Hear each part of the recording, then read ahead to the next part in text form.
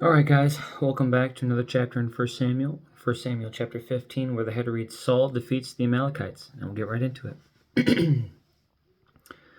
One day, Samuel said to Saul, "It was the Lord who told me to anoint you as king of his people, Israel. Now listen to this message from the Lord.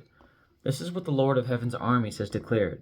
I have decided to settle accounts with the nation of Amalek for opposing Israel when they came from Egypt. Now go and complete. Excuse me, I'm falling apart at the beginning of this, guys. Now go and completely destroy the entire Amalekite nation: men, women, children, babies, cattle, sheep, goats, camels, and donkeys." So Saul mobilized his army at Telaim. There were 200,000 soldiers from Israel and 10,000 men from Judah. Then Saul and his army went to a town of the Amalekites and lay in wait in the valley. Saul sent this warning to the Kenites: "Move away from where the Amalekites live, or you will die with them. For you showed kindness to all the people of Israel when they came up from Egypt." So the Kenites packed up and left. Then Saul slaughtered the Amalekites from Havilah all the way to Shur, east of Egypt. He captured Agag, the Amalekite king, but completely destroyed everyone else. Saul and his men spared Agag's life and kept the best of the sheep and goats, the cattle, the fat calves, and the lambs. Everything, in fact, that appealed to them. They destroyed only what was worthless or of poor quality. Then the Lord said to Samuel, "I am sorry that I ever made Saul king, for he has not been loyal to me and has refused to obey my command." Samuel was so deeply moved when he heard this that he cried out to the Lord all night. Early the next morning, Samuel went to find Saul. Someone told him, "Saul went to the town of Carmel to set up a monument to himself. Then he went on to Gilgal." When Samuel finally found him, Saul greeted him cheerfully. "May the Lord bless you," he said. "I have carried out the Lord's commands." "Then what is all the bleating of sheep and goats and the lowing of cattle I hear?" Samuel demanded. "It's true that the army spared the best of the sheep, goats, and cattle," Saul admitted, "but they are going to sacrifice them to the Lord, your God. We have destroyed everything else." Then Samuel said to Saul, "Stop! Listen to what the Lord told me last night." "What did he tell you?" Saul asked. And Samuel told him, "Although you may think little of yourself, are you not the leader of the tribes of Israel? The Lord has anointed you king of Israel, and the Lord sent you on a mission and told you, 'Go and completely destroy the sinners, the Amalekites, until they are all dead.' Why haven't you obeyed the Lord? Why did you rush for the plunder and do what is evil in the Lord's sight?" "But I did obey the Lord," Saul insisted. "I carried out the mission he gave me. I brought back King Agag, but I destroyed everyone else. Then my troops brought in the best of the sheep, goats, cattle, and plunder to sacrifice to the Lord your God in Gilgal." But Samuel replied, "What is more pleasing to the Lord, your burnt offerings and sacrifices, or your obedience to his voice? Listen, obedience is better than sacrifice, and submission is better than offering the fat of rams. Rebellion is as sinful as witchcraft, and stubbornness as bad as worshipping idols. So because you have rejected the command of the Lord, he has rejected you as king." Then Saul admitted to Samuel, "Yes, I have sinned. I have disobeyed your instruction and the Lord's command, and I was afraid of the people and did what they demanded. But now, please forgive my sin and come back with me, so that I may worship the Lord." But Samuel replied, "I will not go back with you. Since you have rejected the Lord's command, he has rejected you as king of Israel." As Samuel turned to go, Saul tried to hold him back and tore the hem of his robe. And Samuel said to him, "The Lord has torn the kingdom of Israel from you today, and has given it to someone else, one who is better than you. And he who is the glory of Israel will not lie, nor will he change his mind. For he is not human that he should change his mind." Then Saul pleaded again, "I know I have sinned, but please at least honor me before the elders of my people and before Israel by coming back with me so that I may worship the Lord your God."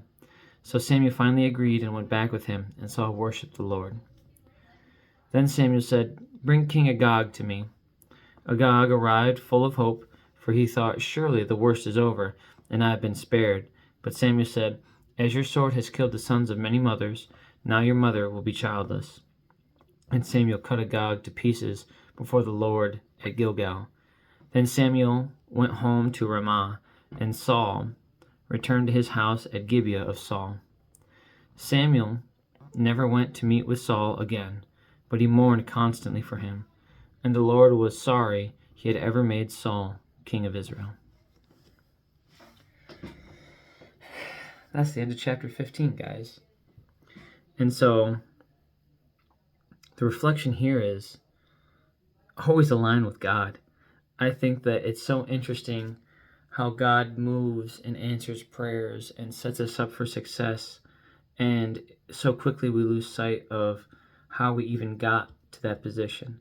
And it's so interesting to me because as I look to have my own leadership capacity increased and the desire to serve and love others, I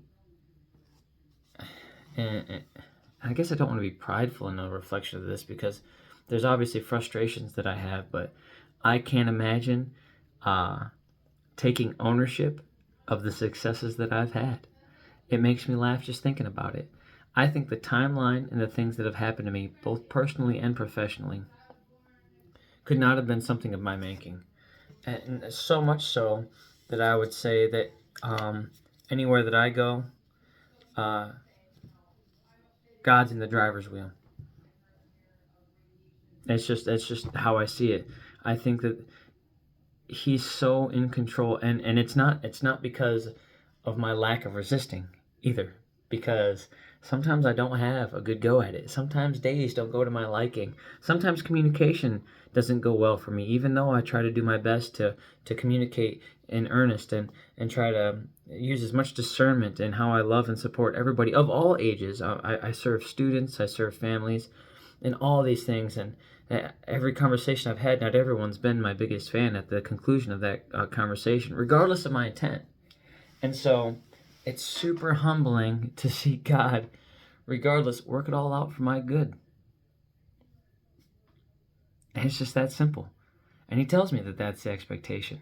I will submit. When I lead from my knees, because I simply submit to a higher power. Wherever I'm at, God has influence, because He influences me, and that's just the expectation. And so I'm regularly humbled by that interaction with myself.